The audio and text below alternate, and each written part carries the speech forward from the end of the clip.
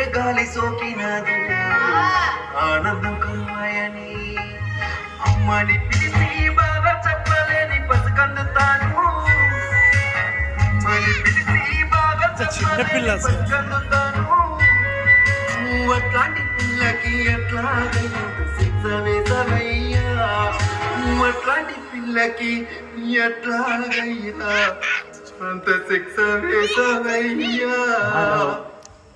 మన సార్లు మేడంలకు రైతులకు నా ప్రోగ్రాం చూస్తానికి వచ్చిన మీ అందరికీ నా యొక్క టీం తరఫు చిన్న బిడ్డ చేతులెత్తి నమస్కారం పెడుతుంది సార్.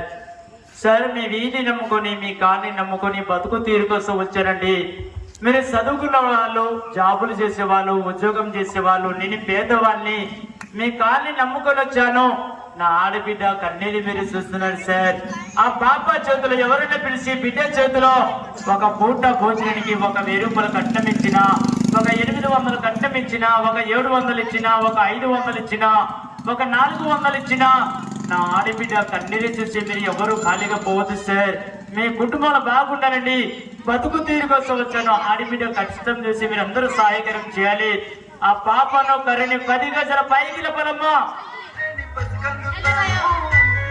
నువ్వు అట్లాంటి పిల్లకి ఎట్లాగైనా శిక్ష వేసవయ్యా నువ్వు అట్లాంటి పిల్లకి ఎట్లాగైనా అంత శిక్ష వేసవయ్యా. నాన్నని పిలిచి నువ్వు చెప్పలేని పసికందుతాను నాన్నని పిలిచి నువ్వు చెప్పలేని పసికందుతాను నువ్వు అట్లాంటి పిల్లకి ఎట్లాగైనా అంత శిక్ష వేసవయ్యా.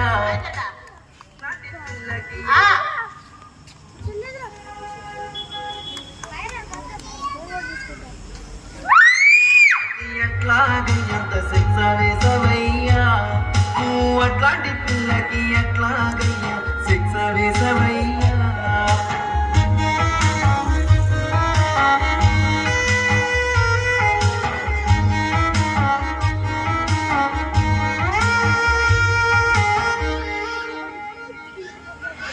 నా ముందు సాయమని పేదోళ్ళు ముందొచ్చారే పెద్దోళ్ళు చేస్తుంటేనే పెద్ద వ్యాధైన చినబోయేనే నూలంతా తలకొక్క చెయ్యేస్తే కష్టం తీరిపోదా నూలంతా తలకొక్క చెయ్యేస్తే కష్టం తీరిపోదా నా పాప ప్రాణాన్ని కాపాడి మీరు పునర్జన్మనివ్వలేరా నా పాప ప్రాణాన్ని.